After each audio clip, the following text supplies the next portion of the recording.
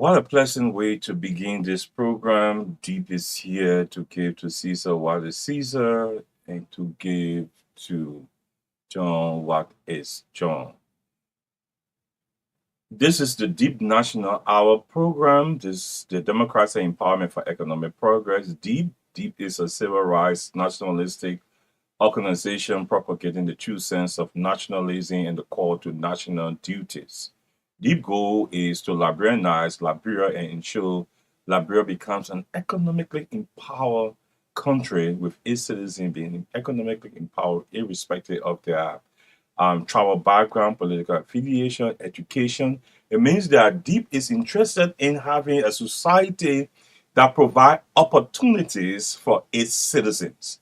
So our nationalistic obligation has been to provide the necessary information needed to take this country from an impoverished state to a country that is prosperous. For the past years that we have been doing our advocacy, we have been providing information repeatedly, and for the good of intellectualism and academic, um, almost everything that we have said have come to pass in the various leadership that we spoke to. And we advise the Liberian society on how to go about in conducting themselves, most especially when it comes to electing leaders. And based on statistics available in the international wires, we were also able to predict how the Liberian society would have conducted themselves. And it was evident that everything that we said came to pass. So DEEP is a nationalistic organization ensuring that government works according to the conformity of laws. Um, this is a democracy that we find ourselves in, and is the responsibility of every citizen in this country to ensure that the laws of our country are adhered to by every person, irrespective of your status. Unfortunately, that is not the case. Today we'll be looking at what is unfolding in our society concerning the ruling that was made by the Supreme Court. And then we label it as, for our caption for today, is the legal ambiguity. Again, this is Dr. Ibrahim Dassaman Sellu the first. I'm the executive director of the Democracy Empowerment for Economic Progress, the civil rights movement that have been with you for the past 10 years. So we have been playing our role and continue to play our role. We have been speaking on the issue of nationalism, the duty of citizens. We have been speaking on giving Liberians what is Liberian for Liberians. We have spoken about a lot of nationalistic things, the Liberalization law, employment, salaries, a lot of things. We stood up for both workers in the government, stood up for those at Firestone, for other companies, including those in Cape Bar and other different groups. We stood up for them. And it is our responsibility as nationalists to keep talking and providing this sense of direction. And it's left with the society to be able to adhere and improve or keep in a state of deterioration as our society has been going. The Liberian society have made series of bad choices, and these bad choices have landed us among the five poorest nations in the world. And not only that, we have also went to the level of electing bad leaderships. Those leadership, most especially when it comes from the former president, Benny Johnson Sirleaf, after the first president after the war that was elected, using a system of democracy. We expected that Labrock who have used that particular standard of electing a highly sophisticated person as president to keep electing sophisticated individuals into the House of Representatives, House of Senate, and the presidency. But after 12 years of sailing successfully, the country went to work and deteriorated everything by electing somebody who was poorly educated, poorly prepared, and not sophisticated, not a technocrat, because one of the three skills that every leader should have, the technical conceptual skills, those skills were not part of his leadership. So the country got stagnated and started to retrogress in all forms and manner. Hoping that the Liberian society would have made a better choice, we also came up and said that the way that the Liberian society conduct themselves, it would not be a choice based on brainstorming, trying to look for the best possible candidate, employing steps and mechanisms involved in the decision-making process. Instead, the society became so sentimental and led the country again to another terrible decision in the election of Jose Newman Boakai. I think that was retrogressive in our status. George Weah that have been great, rank as being grossly incompetent, to leave him and bring another incompetent or super incompetent person. Joseph Boakai was unfortunate, and now he's also being tyrannic. I said that some part of the August September last year that looking at the passion nature of the current president, is very possible that tyrannic practices and would have been invoked in his leadership. And in no time, we are seeing it. There were a couple of things that we stated in during our broadcast that you will have seen during this administration. And the only difference is we expected it to have taken a little bit of time to have come into fruition, but unfortunately, it came rapidly, exposing the weakness and the truth about what we say based on academic evaluation. The power of academic and research is very important. You can be able to predict people and the conduct of how they conduct themselves. For our Liberian society, it's easy for people to get at another person because the society is rated among the 20 most illiterate societies, with Liberian being 52.4% illiterate. So it means that you have less than 48% of your country that has little understanding when it comes to simple English according to UNESCO record. So you see that UNICEF even said that your education system is lacking beyond many other African countries, and your university among the ranker, there is no university in Liberia that is being rated among top class universities among the top 200. So if you're looking for the top 200 universities in Africa, don't ever think about coming to Liberia. So with that, it tells you that the ability to do the right thing is not evidence in this country. But one thing that could be more desiring is if the society itself will be yearning after having a strong desire, curiosity to get things done the right way. You can be able to go above all those records. You can be able to go above that. But instead, the society doesn't like to hear what they need to hear. So when you say something that doesn't appeal the conscience, they get angry and start judging you. So the society is being placed in a state that politicians will always come and they tell them what they want to hear, and they feel excited and they feel it's good and live in poverty. So up to now, the society have not even caused minor things that other countries have already passed. Things like stable electricity, homes getting pipe-borne water. You have advanced medical facility in the country, standard universities in the country, and get sophisticated research services. The country does not even embraces education. So you will not see the issue of research being paramount in how legislations are made. If there's a problem, you don't see the lawmakers calling academicians to come and provide way forward so that they can listen and hear and come. They just do anything and think that to run and the government is all about being a politician and being seated in office. No, it far beyond that. In every advanced country, they always look for what they call meritocracy.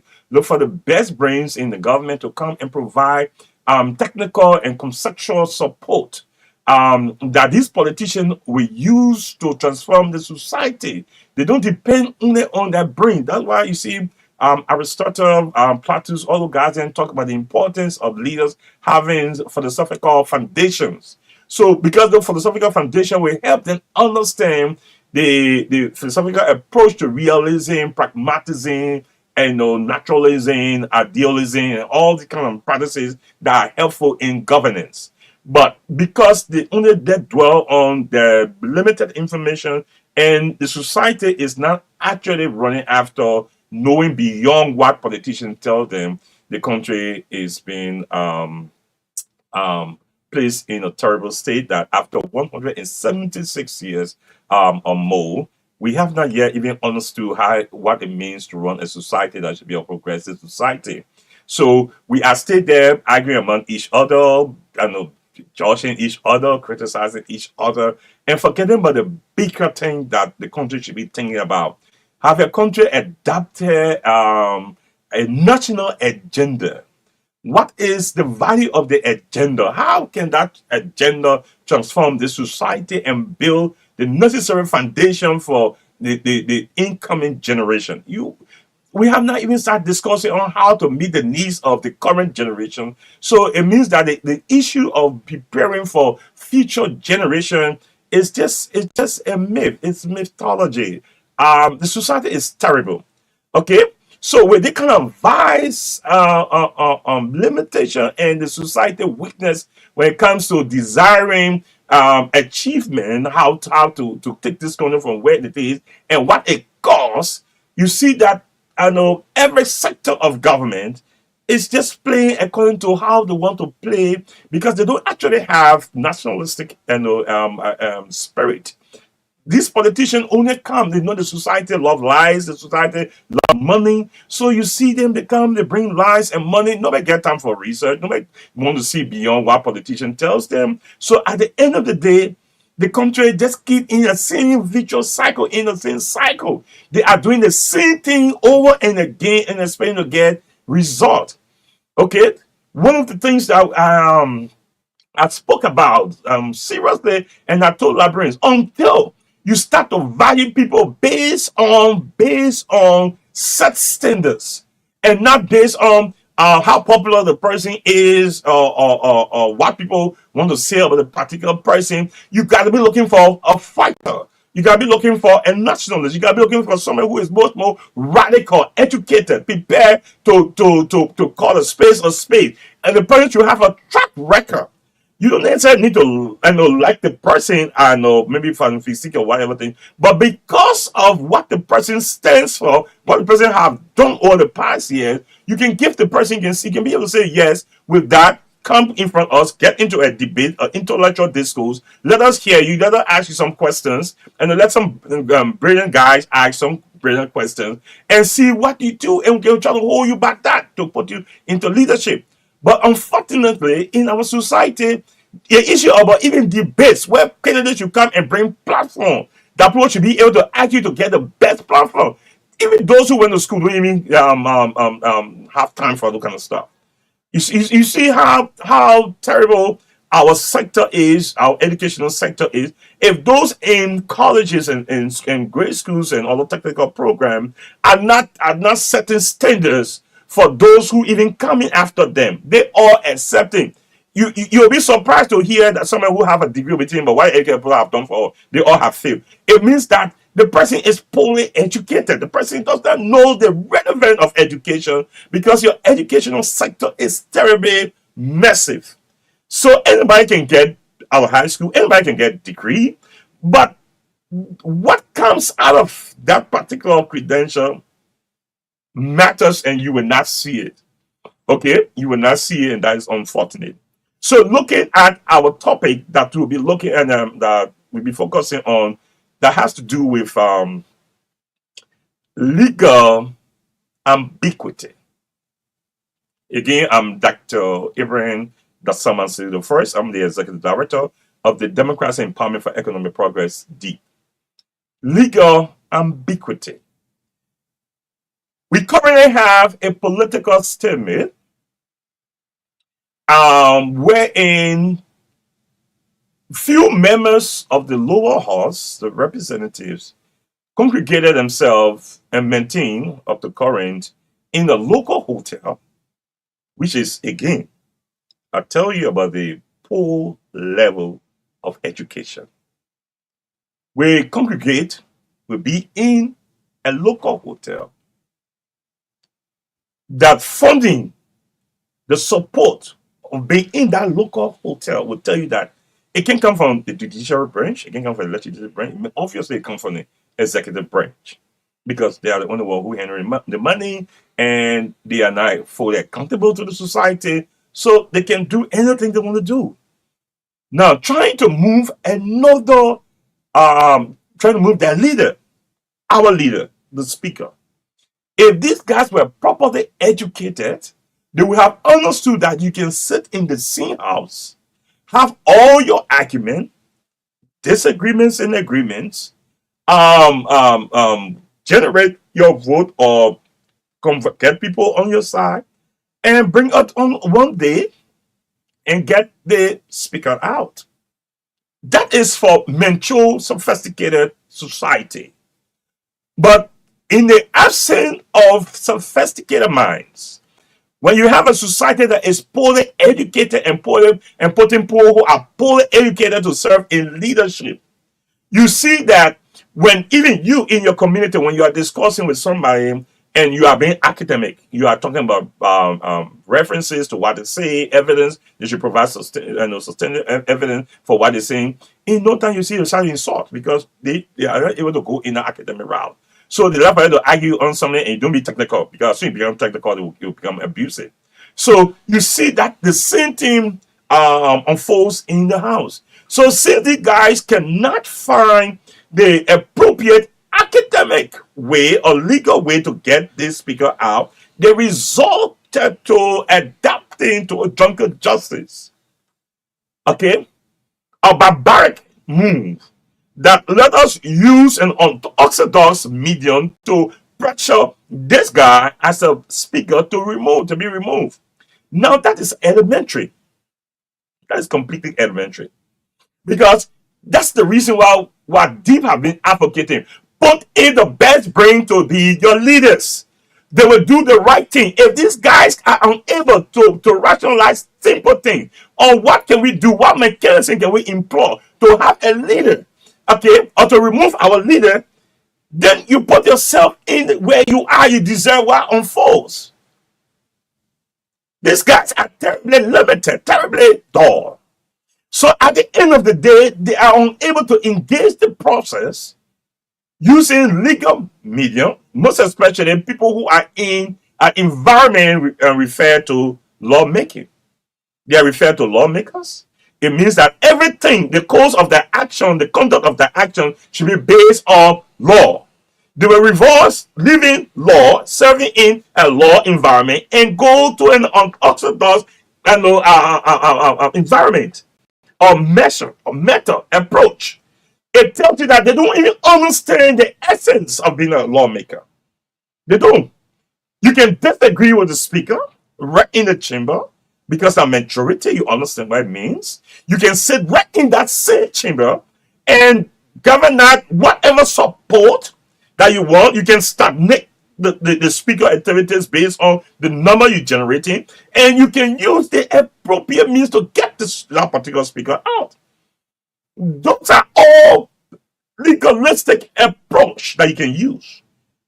But because they know the society is poorly educated, not prepared to stand up for change, and professional organizations are also compromised, not prepared to stand up and speak the truth to these situations so that we can have the things keep revolving in cycle and we come and get old and our children come in the same nonsense and cannot correct something like this. So you have these guys will group themselves, get up and go to a hotel fighting to remove speaker, not using the medium through which. Let me tell you, the horse they are in is not a political horse by nature.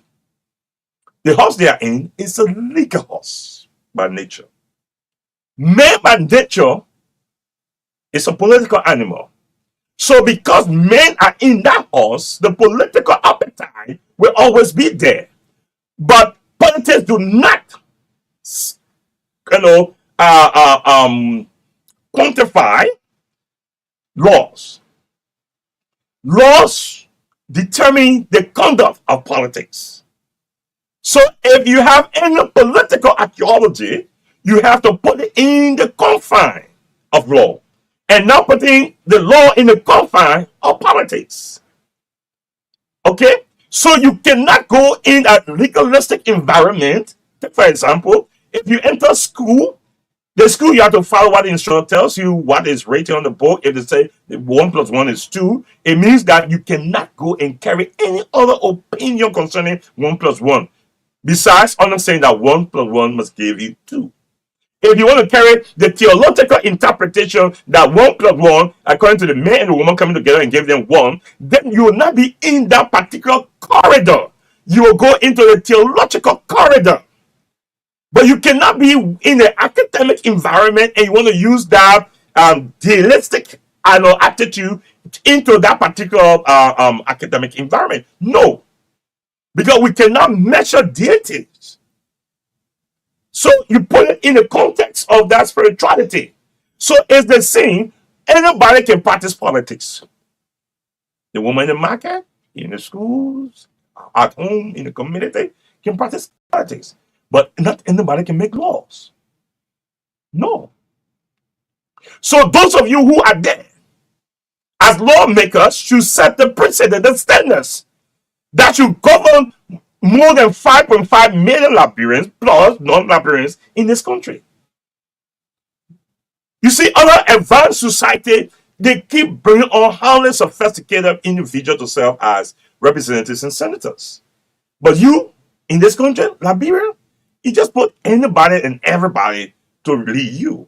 So a blind will always lead a bunch of blind in the wrong direction. That way, the distinction should come between those who have civil educated minds to come and step out of the bounds and say, no, we can correct this situation by speaking to true professional organization should start and say, no, this cannot go, because it's not just about this generation, this 6-year period. It's about what precedent do you set within the 6 years that will impact the next 6 years, the next 12 years, the next 18 years, the next 24 years. That's the importance of sophistication. When the minds are hip, they will be thinking about how will this particular practice today impact future transaction.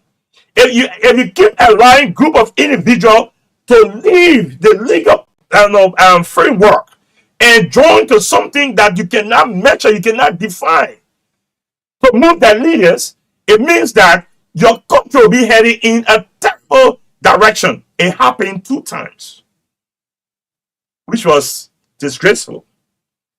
Today, you see the difference?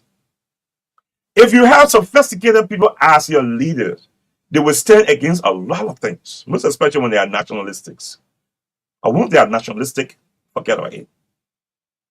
So, group of guys going, using all kind of inappropriate medium to do the wrong thing, and the society will sit to permit it, it means that the society is actually submitting to being a part of the 20 most illiterate countries in the world. Because when you say no, you can't have lawmakers go and congregate themselves in a local hotel. I know when they're moving, like some courtesan or what's it, moving to go in a place and making fun because they feel that the society is weak. And all the countries I have ever been to, it is only Liberia you can see that the society is terribly weak. There is no cultural standards, moral standards of ethics that the society holds to, adhere to. It's not in Liberia. The society is weak. If there's a next door neighbor, those buckers will never ever be seated in a local hotel and doing what they're doing. Never, it won't happen.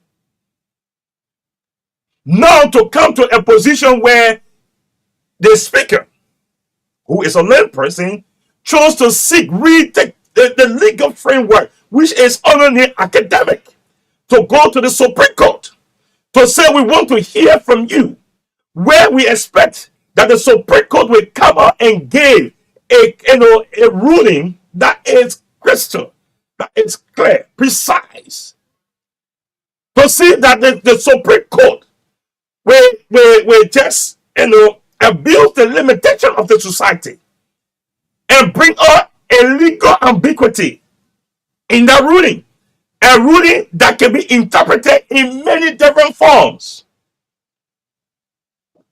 It means that exploiting the level, because Liberian society loves to talk. That's all they do, to talk. Whether it's rational or not, they feel good talking and take no action. So they just put it back in the corridor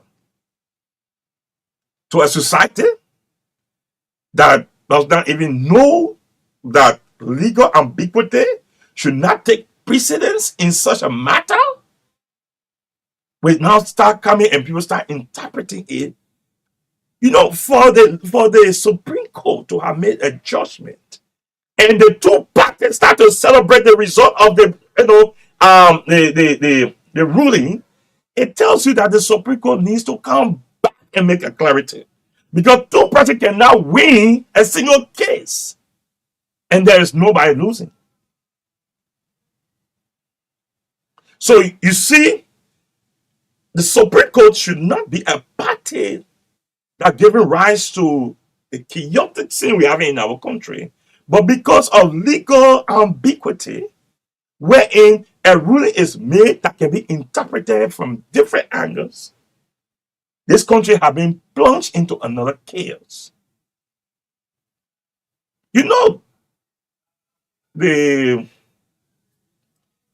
Waka will not have that capacity.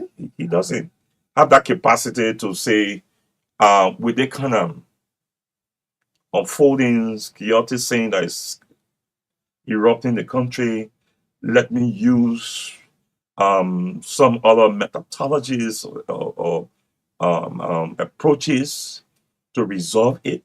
No. That tyrannic nature of his will just manifest. There's already some physiological signs that are serving as impediments already, that we're saying that government need to come out and give a better clarity on the psychological status of the president, the physiological status of the president. We know the president is basically just passive, and a lot of failures just keep coming out of the say things that can come past, bring the other one, it bounce into a failure, and all this kind of deficiency and miserable disappointments that keep coming out of his government, and there is no robust actions to revamp things and get things on the right course of actions. It's just bad. Then the Supreme Court exacerbated such thing. I think it is important. That's one of the branches of government that I respect, because in order to sit on a bench, you must have met certain academic requirements. You must have been gotten certain degrees. You must have gotten certain life experience with realism, because the longer you stay in a given field, the better you understand reality, and that is very good of the house. But the nationalistic aspect of every leader is vital in this particular situation. I think that the Supreme Court needs to come back and get rid of this legal ambiguity and tell us what we need to know. Because the society is not conducting itself properly, that you even have your closest allies, if that word is appropriate, that is, you are closer ally to America, but you have your, godfather or whatever thing, America, the ambassador will keep telling you, say, you got to conduct yourself following the rules of law. Jungle justice is not the rule of law. Jungle justice is not.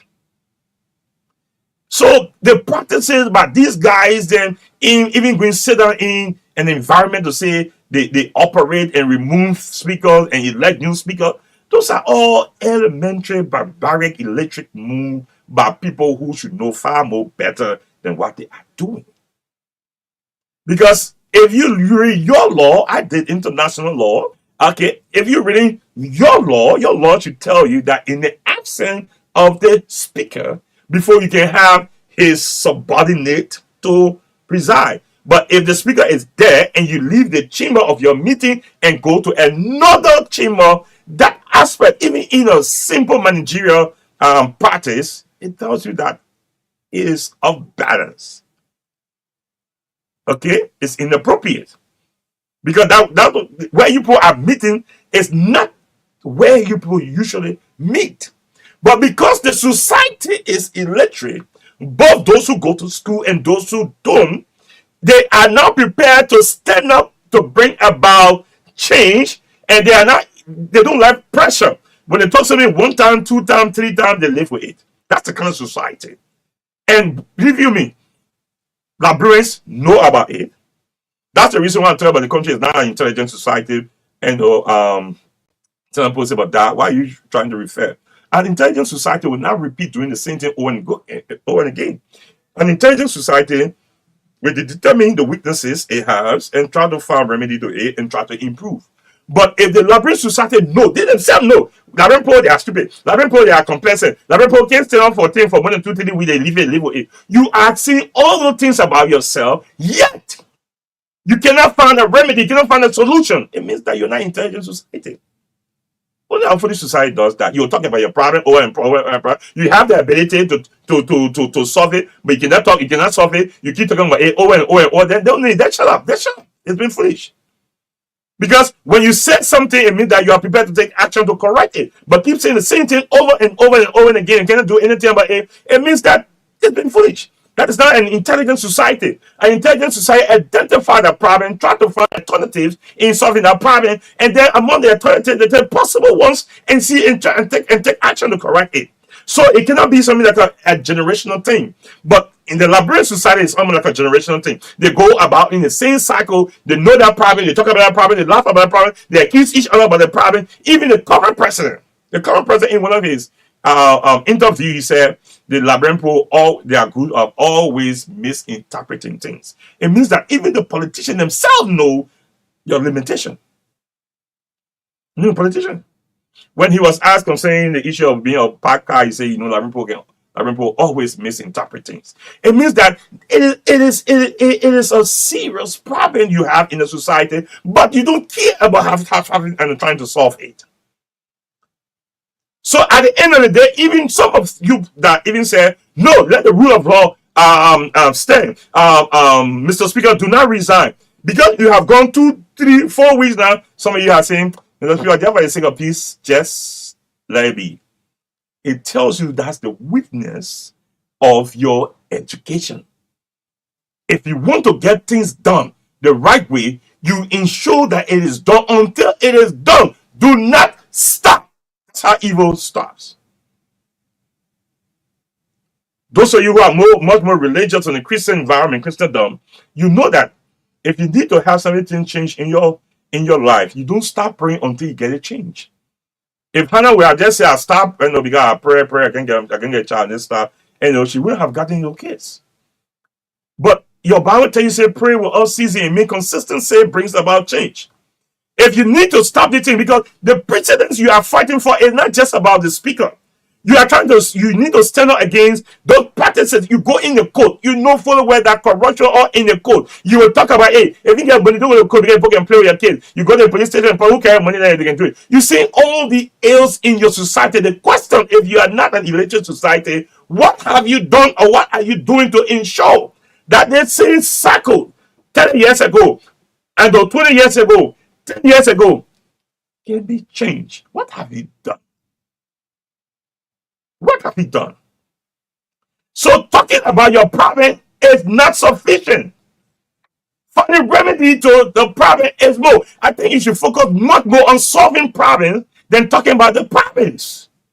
But the society spends more time talking about the problem than finding solution to the problems. That is illiteracy. So I hope you understand the angle from which the international environment grades you. So all the statistics have been provided from different platforms about our country. It's not about me who tell you about these things. Whether I say or not, those records are there. So you don't have problem with what Dr. Sellu is saying it. You should be having problem of what are we do conducting ourselves in the way that people are writing about us, placing us and among the most illiterate countries in the world, ranking us as the 11 most illiterate countries among the top 20 illiterate countries in the world. Why are they placing us in the kind of ranking? UNICEF record, the World Fast Book, all the time that when you're looking for top universities in Africa, even up to 200, there is no record about any university in Liberia and a part of it. And you, Liberia, you produce the fifth and sixth oldest universities in Africa. So it means that you have lived so long, but you are poorly grown. Poorly grown. So I think there's a serious need for the Supreme Court to maintain its independence and try to bring this nightmare to an end by giving a clear, precise, understandable ruling. Because look at your society. If your society is 52.4% illiterate, it means that do not go and use a word or go and use a philosophical approach or legalistic approach or something that will confuse your system even more. If those who are in university and colleges, they catch hard time understanding things, then what's about the entire society that have not even gone that far? So you should be thinking that whatever ruling we give, how will they let men down their understanding? You may look up for the legalistic context, but legalistic context always speak English. And English, if I sit on this board and elevate my conversation and use all the jargon, concepts, and theories, it may only speaking to people. So I have to try as much as possible to be very simple and clear. Very simple and clear. So I know this is something that we need to stop. The Supreme Court should not be a part of this nightmare, because this is between the executive and the legislative branch, the lower house. Because you even see what happening at the Senate. Because if that Senate was like the country you always want to go to, America, where all the senators are sophisticated degree holders or 50% lawyers and other things, they will have even made an intervention and call the guys down there as representatives and senators and call them and say, look, come, let us talk. Let us see how we can find a remedy to this. They will be serving as a guardian. They'll be serving in a way to promote peace and harmony. But the issue of law for this country is not there. And you as citizens, you need to pay these guys and give them a lesson. A lesson that the next generation will come and will not want to practice. If someone steals from you and go, nothing happens. Another person comes and steals and go. Nothing happens. Another person comes and steals. Nobody be afraid to come and steal from you. So because the society is weak, everybody can come in this country and exploit the country. Because the country is weak. The country is an empty talking country. Empty talking country. You get up today, you can go start doing illegal money, illicit money. You can do it. Nothing. The country is just an empty talking country. You can sit there in the very environment and do all your drugs and other things. Everybody know you and what's it doing. Just empty talking. Empty talking. You can cry for Liberian men, they come for your money, you get a hard talk. After the hard talk, they say the leader will go, they walk away to go. That's how weak the society is. And if you're going to have a society that is like this, that conducts itself in this way and manner, it means that you will never ever have a change. Look, let me tell you, every successful country will tell you they have lots of prices to pay. They have prices to pay. And you don't even maintain it. You have to keep being engaged to the letter. So where we are now today in our democracy is terrible. You have a tyrannic, jungle justice society, and Bwaka is writing, engraving his name in the book of failure and messing up our country.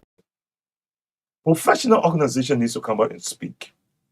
Professional groups should be, stop looking at if okay, I want to because maybe the program give me a contract, I want to find myself in bad book with government and okay. If everybody does that, your country will go nowhere because everybody's a coward. And generally, that's how it is. People need to stand up for the truth and let the truth. I don't care about who says as speaker. What I'm concerned about is, do you follow the appropriate means to get speaker in and to get speaker out? So that when we set standards up there, standards will start going to the courts because we'll start standing against things, bad practices in the court. We'll start standing against bad practices at various ministry and agency that when you go there to process your document, they turn you around all day and asking for all kind of funny money and all kind of things. You can start thinking about the issue of the bad practices because the police station is almost like another swimming court. Okay, all the bad practices are there. You see, the entire environment is messed up, but the people know it, but because they are cowards, they accept it and live with it. But I'm going to say this. Employing legal ambiguity by the Supreme Court is a contributing factor for how the country is walking daily into chaos. Mr. President, I want you to stop undermining legality. You may fool others, but those of us who are nationalistic, educated, rational, we will speak it and tell you that you are this major source that all fingers are pointing to for erupting this country into a chaotic scene. Things need to work. And to you, Mr. Speaker, over, let you go down in history of never buying down to primitive jungle justice practices. Fight it, and we will play our parts from this end and from whatever ends we can, and let us work the thing out. That no more in the history of this country, group of guys will resort to primitive actions in order to move speakers or their speaker. Again, I'm Dr. Abraham Dassama Sellu first. I'm the Executive Director of the Democracy Empowerment for Economic Progress, DEEP. DEEP is a civil rights nationalistic organization propagating the true sense of nationalism and the call to national duties. Our role is to ensure that this country works in the best interest of every Liberian, including the unborn generation. Supreme Court, do what is appropriate. Get rid of legal ambiguity and say it as it is. Call a space a space. If the speaker is in the right, tell him. If he's in the wrong, tell him. If the so-called majority group in the right, tell them. And if they are in the wrong, tell them. And Mr. President, back off. Don't mess this country up for everyone else. God bless you. Until we meet again, I'm Dr. Abraham Dassama Sellu first, the Executive Director of the Democracy and Empowerment for Economic Progress. God bless you. I'll be here every Friday by 5 p.m. and every Saturday by 9 p.m. Until we meet again, I'm Dr. Abraham Dassama Sellu first. God bless you. Until we meet again.